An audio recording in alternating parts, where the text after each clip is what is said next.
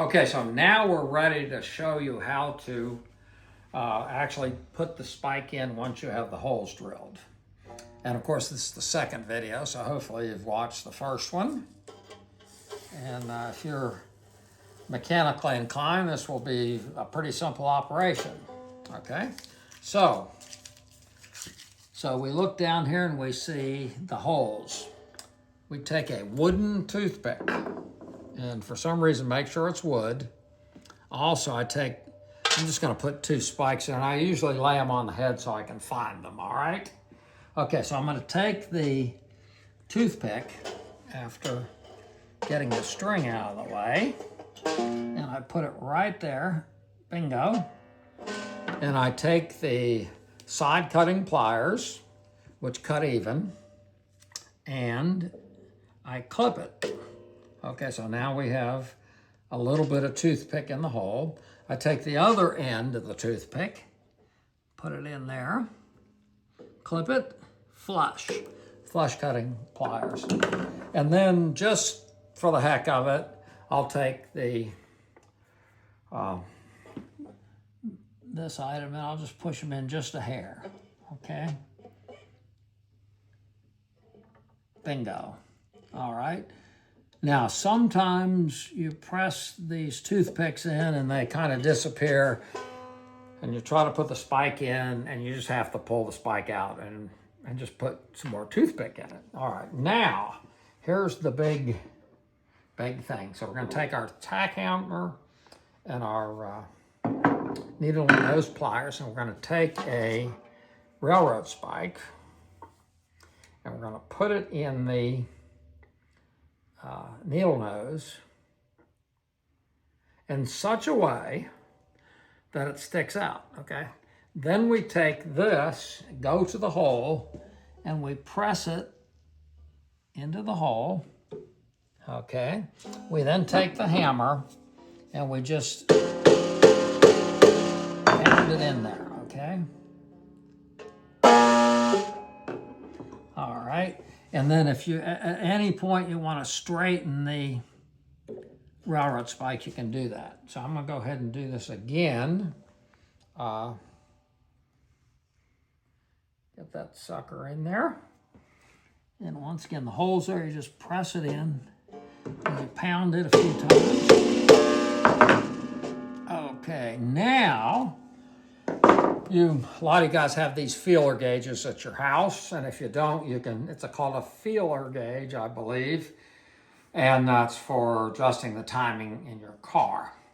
I opened the set, and I pulled out the, just for the heck of it, I pulled out 16, 17, 12, and 10, all right? So I'm gonna take the thickest one.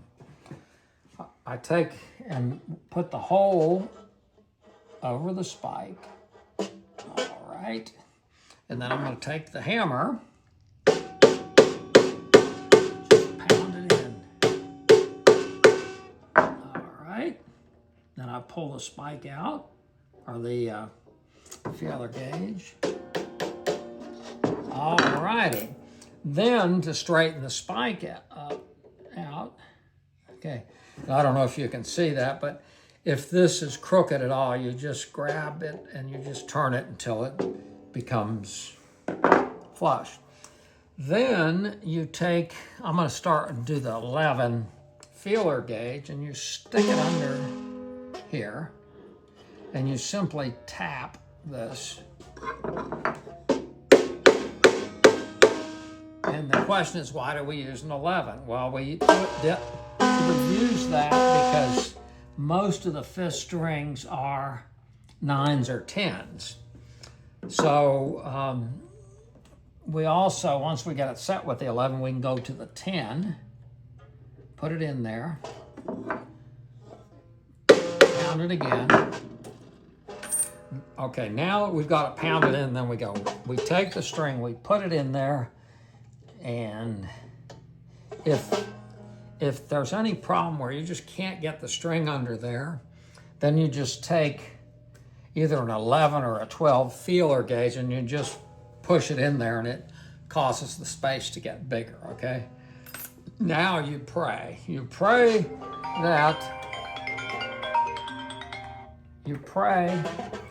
that this thing's in. So I'm just going to pull it pretty hard, and it is in.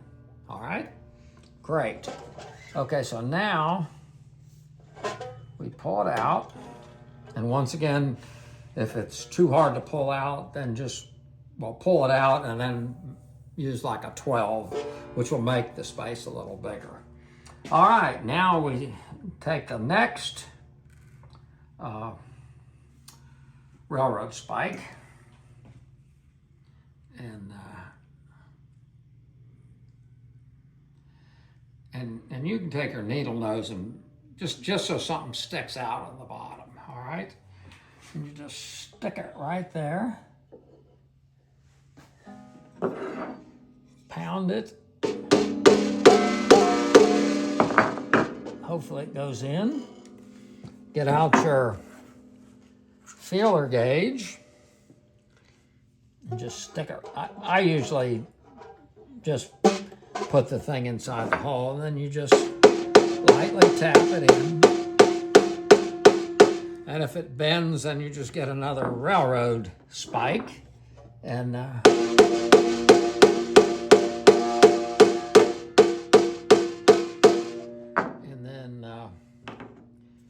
when you want to straighten the front out, you just can do it here. Okay. Now this one's being a little contrary, but I think we'll be able to make it. All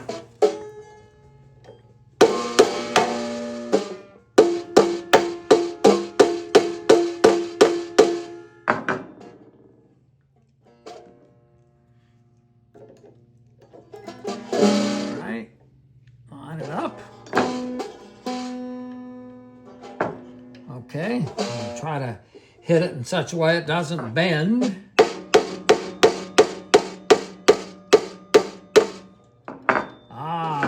Making great progress there.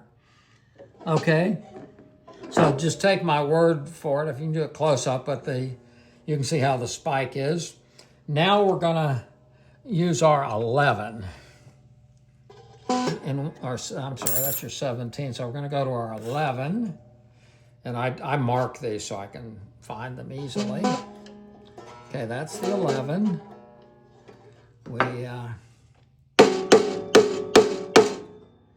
And I push it down pretty hard. Okay, now I'm going to test it. So I take the string, put it under there.